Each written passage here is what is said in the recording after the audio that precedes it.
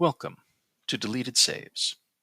On this episode, Westerado Double Barreled on PC. In previous episodes of Deleted Saves, I have talked about how the Western as a genre, once so successful in popular culture, has had mixed success in the video game industry, which would seem tailor-made for quick draw shoot 'em up fun. Many Western games have followed one of two paths: sprawling cinematic experience or shooting gallery, which should come as no surprise. But how will today's game prove to be different? Today I discuss 2015's Westerado Double Barreled. Westerado Double Barreled was the brainchild of Dutch developers Ostrich Banditos and is published by Adult Swim Games, the same Adult Swim started on the Cartoon Network and that has brought us such modern animation gems like Aqua Teen Hunger Force, Robot Chicken, Metalocalypse, and Sea Lab 2021. If I didn't name your favorite show, just remember that I'm old. They've been greenlighting shows for over 2 decades now, and let's be honest, they put out a lot of shit and bad anime that I haven't bothered to watch, mainly because I wasn't interested. And while Adult Swim has been publishing their own in-house licensed browser games since 2005, they decided to jump into the indie game publishing scene in 2011. But Westerado stands out from the pack of indie games for a few reasons. It was a pixel retro graphics before it was really popular. Not that it was the first by a long shot, but it was a bit ahead of the curve. Despite its chunky yellow and sepia tone setting of mini Lego brick pixels, the characters stand out quite well and the environments are distinct and fitting for a Western setting, at least the kind one would find in movies of a certain era.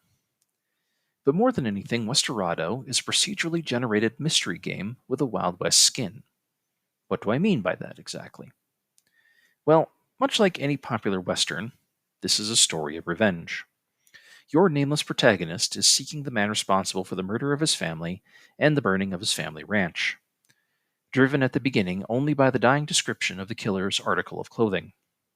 And this can change each playthrough, so your villain is never exactly the same twice. From there, through dialogue choices, gunfights, and other generic and genre-specific side quests, you gain more information to help you, such as other types of clothing, like hats, shirts, and the like, or body types that will help you identify the killer for certain.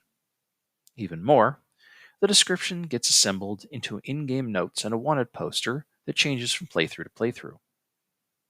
Now, you can actually accuse and interrogate other characters in the game at any point as being the killer responsible for your sorrows, up to and including just shooting them dead mid-conversation.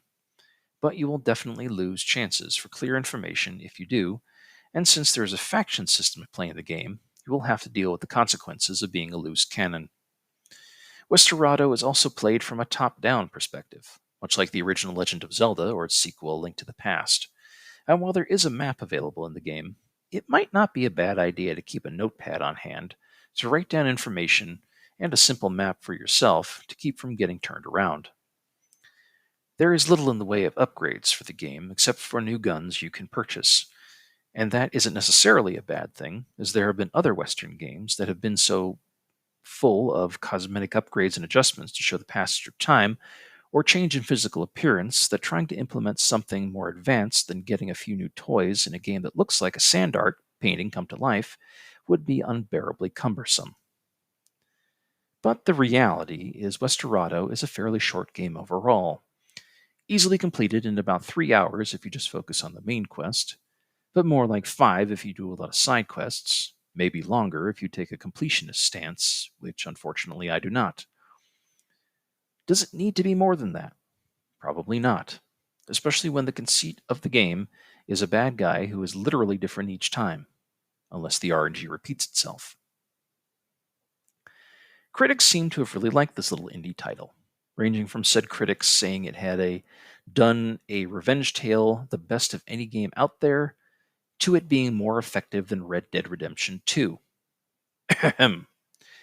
The hysterical exaggerations of some professional critics aside, and I swear, some of them are trying to outdo the glory days of Siskel and Ebert, two critics who are already so far up their own assholes they couldn't see straight, and they seem to forget that even Ebert was a big fan of traditionally low-brow forms of entertainment such as boobs, by which I mean some critics miss the joke here.